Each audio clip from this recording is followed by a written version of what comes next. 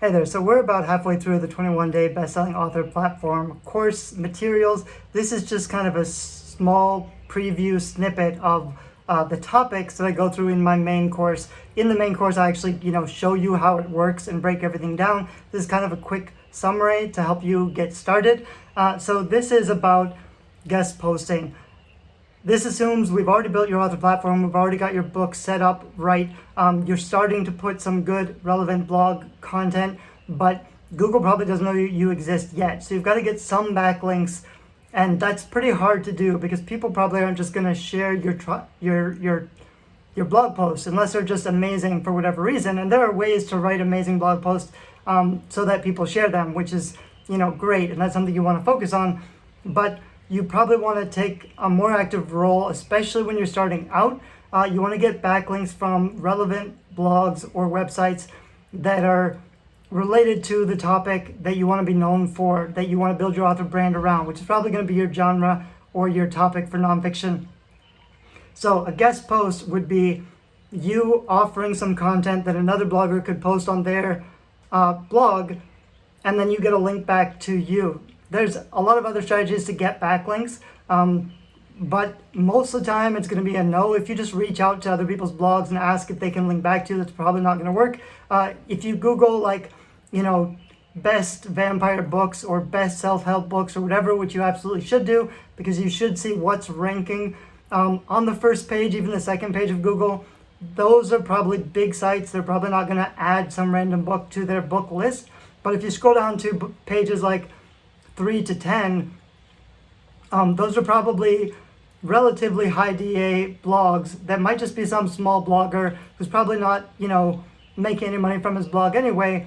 And even then, if you just say, hey, can you add my book to your list, they're probably not going to do that because every blogger, even if they're not making any money, they're probably concerned about their audience. This is their platform. And when you ask to can I put my book on your book list recommendation, that almost means it's an endorsement. If you asked me to put your book on my blog, I probably wouldn't get back to you because that means I would have to read the book. So first I'm going to check out the cover. If it has any reviews, then if not, it's going to be an instant no. If the cover looks good and it has a lot of reviews, then I would consider it. Maybe I would read it. If it's somebody I know, I would add it right away. That's the other thing about what we're going to talk about later, which is social media marketing. It's really important to build friends in your network. If it's someone I know and if it's easy for me to do, then sure, I would add it. But most of the time, it's going to be harder to get your book featured on these are the best books in this genre.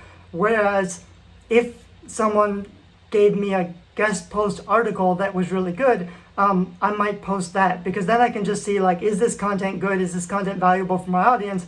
It doesn't hurt me to post it. Bloggers need content. If we post more regularly, Google will send us more traffic. So you're providing them something of value, hopefully that's going to be useful for their audience, entertaining, valuable in some way. And if nothing else, it's more content for their site. So you could offer them an author interview, but most people are not going to be very interested in you. They might be interested in a case study about how you did your book launch or what motivated you to write your book. But more likely, something that's interesting and relevant and on topic that's related to your genre that you maybe do a little bit of research on. I like to look at Reddit boards to see what people are talking about or what's trending, and then I can get ideas from Reddit related to my genre, or Twitter is kind of good for that too, just kind of seeing what's trending. Then when you pitch a guest post, you can say I'd really I'm a new blogger, I'm a new writer, I'm trying to get some links back to my site. I'm hoping I can offer you this article. Personally, when I reach out to influencers or other people, I like to just show them the content. So I don't say hey, can I write you a guest pitch? I get tons of those and I ignore them. People usually email me 3 or 4 times, which I have a comment about and I'll save it for the next video. But if people just reach out to me and say, hey, can I give you a guest post? I'll usually say no. If they tell me a very specific topic that's interesting and timely and relevant that, I think would be interesting, and they maybe link to the whole article and say, you can post this if you want to, then I don't have to, I can just read it and see if it's good enough. I don't have to start a dialogue with them and then hope that the content that they write is good enough for me to post on my blog. Personally, that's what I would do. I would write up some guest posts and have them done, or at least I would say, here are 3 blog topics. I'd really like to, I'm trying to build my platform, I'm trying to build my brand. I'd really like to just give you one of these articles if you would consider publishing it. That's not a terrible ask. A lot of bloggers will say yes. And even if, you go through that Google list of the top 100 results maybe for a certain Google search term, see what shows up, reach out to all of those bloggers. There are tools where you can just kind of get the emails from all the blogs, but I would just go find their contact page. When you reach out to strangers especially, look at their blogs, see the kind of content that they're posting, be familiar with their books, what their motivations are, what they're interested in, so that you can tailor your pitch the right way, even just a little bit. Instead of sending out a blast email to 100 different people, you want to be specific, personal, short. Anyway, it's not a strategy I like doing. It's not something that I do very much of, although I have recently been much more focused on getting backlinks. So because I've been around for a while and because I know a lot of the other people who have big blogs and are writing publishing spaces, I often just invite them. They have like a carte blanche offer to post content on my site. And some of them, because I have a lot of sites, some of them I don't really use, they're not my main brand. I sometimes just let people, post content on my sites. They're also trying to build their network. And now I'm sort of calling in favors where if I notice they posted a new article that's like when I'm doing my research on Google and I see that their articles are ranking for best book cover designer or book marketing or, anything like that, I can just reach out to them and say, hey, do you mind if you put a link in that article? Especially if they're like already talking about me or if they've used some of my resources or something like that. They will often say yes because they know me. So that's another advantage of, building trust and rapport. It's not something that happens overnight. And when you start off, you don't really want to wait a long time either. You do want to get some of those backlinks kind of quickly. There are other things I think we're going to talk about later, but one quick one I'll mention is like Pinterest infographics. If you can create a really cool infographic that people share, then that's an easy way for people to share something of value that links back to you. Another weird trick I'm trying, or I've thought about trying, is, for example, I could make a lot of Midjourney art, which is something I'm kind of into right now. I could make a lot of awesome fantasy or sci-fi art for wallpapers or backgrounds and give it out on free sites or just on my blog even. So I rank for when people are searching for, art. There's even like WordPress tools where they'll look at the free stock photo sites and pull images from, like I could upload 1,000 pictures or something, 1,000 amazing pictures to free stock photo sites. People could use those in their blogs, and then I could do a reverse image search and find the people who are using my images and then reach out to them and say, would you mind, since you're using my image? Like they don't necessarily have to in the terms of the free stock photo site, but if they're using it, I could probably reach out to them and say, would you mind linking back? And a lot of them probably wouldn't mind. Something else like for an infographic, because I'm a designer, so like probably 10 years ago, Mark Coker of Smashwords put up like a indie author manifesto, which was really cool and was getting a lot of traction. So I turned it into an infographic, just like a designed JPEG basically of his manifesto. I don't think I put my logo or anything. It was just like I made it for him to help him share his message. It was an easy favor I could do for somebody who at that time had a much bigger platform than me. I've since met Mark a few times at conferences and stuff, so we kind of know each other. But at the time, he had no idea who I was. But I think I've got links from Smashwords because of that. I think he shared it on social. I've done a lot of things like that when I was building my author platform. I used the skills that I had to help other people by building content that wasn't about me, that was just, a signal boost for the stuff they were already doing.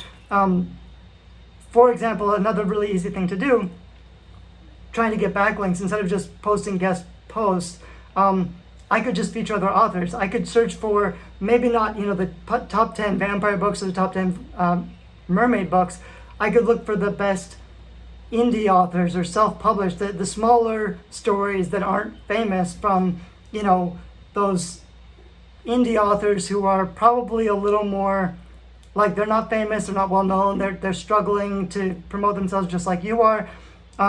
Even if my blog is not big and not getting traffic yet, if I include them in my list of the top, because I should also be, trying to rank myself for all of these topics. I can write my own list of the top vampire books, the top mermaid books, and include a bunch of indie authors.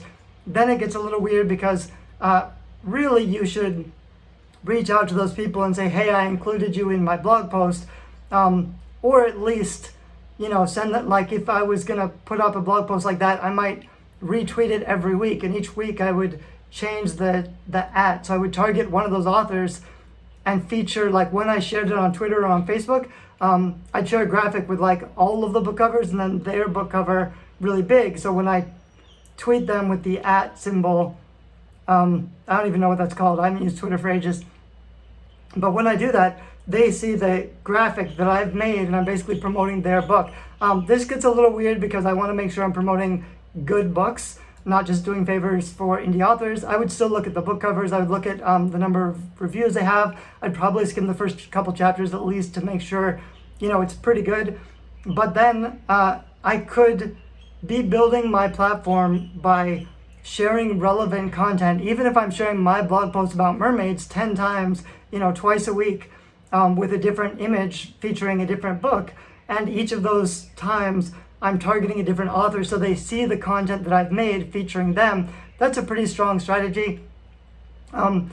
It doesn't always work though, because I've seen people use the strategy for me, and they'll feature my book or something on their website and then ask me if I can share it or something like that.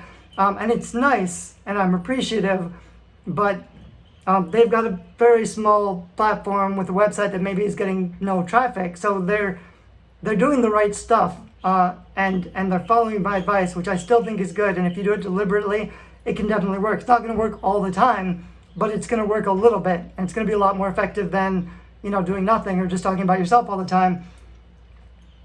So those are a couple ways to start getting backlinks. There are other things, like you could post. I think I have another video on this coming up later where we talk about widening your platform, repurposing your content on a lot of other different sites or networks so that you can link back to your main blog. So maybe you make a video, instead of just putting it up on YouTube, you could go on Fiverr and pay like $5 to put it to a video distribution so that your video goes out to like 100 different video sites, but then each of those places that you post your video, you'd have a link back to your blog. There's stuff like that, or there's stuff like you could sign up and make a profile at a bunch of random social media sites, and then in your profile just link back to your blog. It's kind of a dumb tactic. It does work a little bit. It's not the greatest thing, but you do want, you can't just exist in a vacuum. Google's not going to know you are there unless you have links. The challenge is to get relevant links, which is why you really should be doing specific research, Googling your own keywords, seeing the blogs that show up for relevant search content, and then seeing if you can, like, what would I need to do to get a link on that particular website or blog. The last trick I'll leave you with is something I've kind of been doing recently, which is Google advertising. So I don't necessarily think Google advertising is great for advertising books, but let's say I have a new site, which I've got a bunch of new sites that aren't getting any traffic yet. Google doesn't really know they exist yet, or maybe Google is a little bit weirded out. Maybe, it used to be spammy, or it used to have a different owner, it used to have really bad content for years, and now I'm trying to rebuild them and build the trust back up. So if I advertise on Google's network, what I'm basically doing is buying links. I'm smiling because there's a weird trick I'll tell you about in a minute, but I'm basically buying links on a bunch of different sites on Google's ad network where I'm paying to advertise. And this is tricky because you're basically losing money, but I'm paying to advertise on Google so that Google is putting a link back to my content, to my website on 100 different blogs, 1,000 different blogs. If I leave that up for a couple months, then Google is going to see all of these links from their network back to my blog. And if I'm specific with my targeting, it's only going to show up on relevant blogs. You can also even be super specific. Like, for example, I tested this recently, I think in my 21-day best-selling author best-selling author platform course, one of the things I noticed was BookBub has a ad box, a Google ad box at the bottom. So it's difficult to get BookBub ads to work and to make them profitable, but I could tell Google I only want to advertise on this specific site, and I could get an ad on that particular site. So you could do that for I could find 5 super high domain authority sites and just tell Google I only want my ad on those 5 sites, and then I'd have a backlink back to my site, which will help Google to trust my resources. I've tested that out a little bit. I have seen some traction where Google didn't list my site at all, nothing was ranking, and then after I ran some ads, at least they recognize my site exists, and that's a step in the right direction. The reason I was smiling earlier is because a hack that I want to try, which is a little bit dodgier, is the problem is if people are actually clicking on your ads and you're paying money. So hypothetically, you could have a really terrible advertisement that's not very clear, not very engaging, doesn't really offer anything. Maybe use a really ugly graphic, maybe use just copy that doesn't really entice people. And the reason why you would do this is because I think depending on how you set up your Google ads, you would only actually pay if people click on your ad. So you wouldn't pay, even if you set a really high bid, I would have to bid higher than my competitors to show up on those more competitive sites. But if I was paying higher bids, but nobody was clicking my ads, I would basically just be buying real estate on those sites and have links pointing back to my site. That feels like a stretch. It's sort of sketchy. However, sometimes I like to think of, creative stuff like that scrappy indie authors could do when you're tight on a budget and you're just trying to build a platform from scratch. And sometimes it takes a little bit of hacks like that, maybe not to do it forever, but just to kind of get the ball rolling a little bit.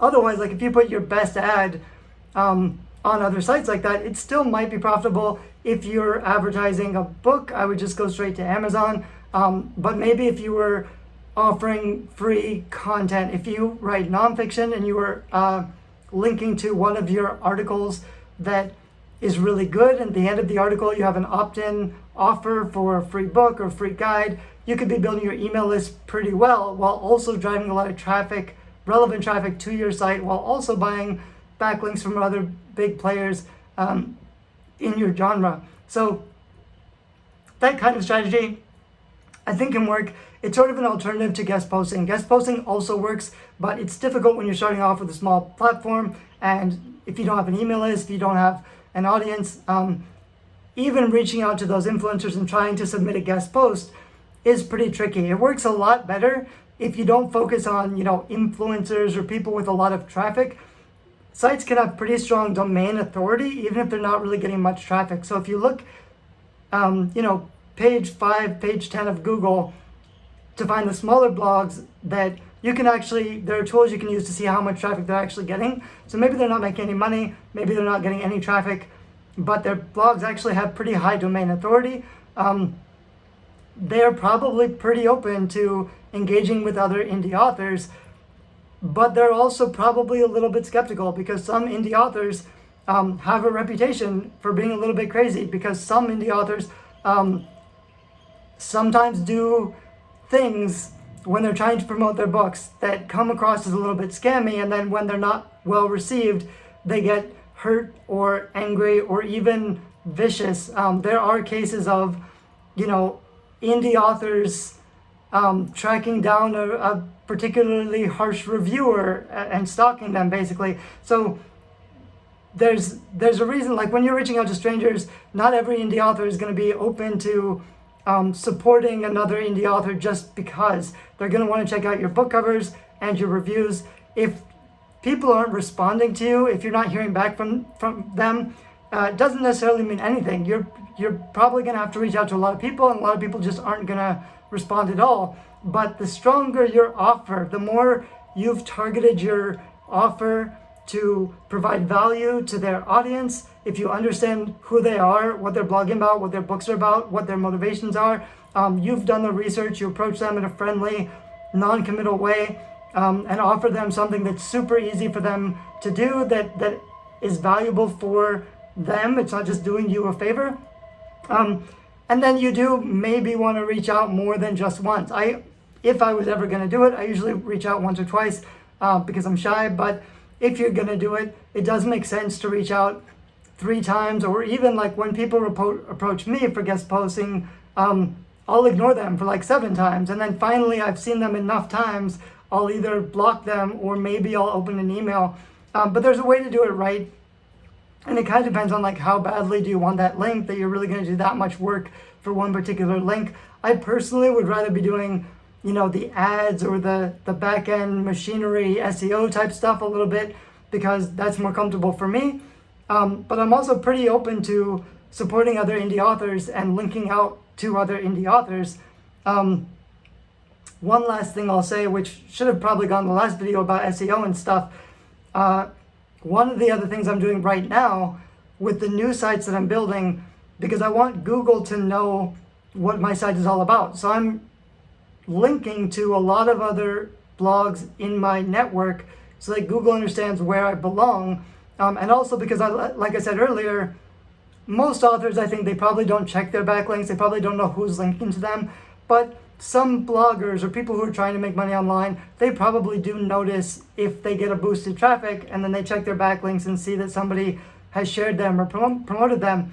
A lot of the blogs that I'm building right now, the basic content that I'm setting up, the first like 20 or 30 blog posts, they're basically roundups. Like I might do, I'm writing like a gamer girl blog, and I wanted to, the first thing I'm going to do is like, these are the top 20 tech blogs to follow in 2023. These are the top 10 YouTube game streamers or streamers or influencers to follow. Like I'm just building listicles. A listicle is like a list article of, it's a roundup also, people say. So it's just like a good content piece when people are searching for, something like that, something general, the best people to follow, the best books to buy. It's nice to have that kind of content, even if it doesn't rank very well and get traffic right away. It lets Google know where your site belongs in the web of other blogs and other sites. You're building a web out, like you're casting lines, you're fishing for links. Not everybody's going to link back to you, but you're kind of casting a lot of lines in a lot of different directions and kind of telling Google where you think your blog belongs. And then if you're building really good content, and if you're saying nice things about other people, and if they notice, when you start doing outreach and when you start building relationships on social media, which we'll talk about later, then you'll start to build some backlinks to your own content as well. And the reason that we do all of that work is because when you're getting organic traffic to your blog, then you can convert them into people who are on your email list by offering them something valuable that they want. Then you can start building a relationship so that they become actual readers of your book and supporters or fans of your future book launches. I know that seems tedious and involved, and of course there's a lot of shortcuts where you don't have to do all of that work. But the problem with shortcuts is that almost always it's just buying participation on somebody else's platform. And like I mentioned, things are going to shake up in a really big way this year, everywhere, on every corner of the internet. So some of this stuff is future proofing, because we don't know if advertising is even going to work in a year in the way that it has. And even right now, it's very difficult to get advertising to work at all unless you've got a completed series or like a nonfiction book at $9.95 at a higher price point, because there are other more established authors who have much bigger budgets, who have much more success, who can outbid you for every keyword because they are profitable, whereas you are not profitable. So most authors give up with advertising because it just doesn't work for them, which we'll talk about in the next video, because it's really important that you don't do that. So I'll end this video here. I know it's been a little bit long. Blogging is a huge topic. I do have some new content on Creative Indie, just talking about SEO and blogging and all of that stuff, which is going to go in really nauseatingly long detail about how to set up a blog, how to make money online, all that businessy stuff. It's not necessary that you get a ton of traffic to your other platform. It is necessary that you set up a website and you have some of the right kind of content on your website so that when you have a chance to interact with potential fans who might enjoy the kind of books that you read, you've got something to offer them, to give them, that's not just you promoting your books all the time. So that's kind of what the purpose is. Also, that you just have a home on the internet where you can talk about your stuff and promote your books. Thanks, bye-bye.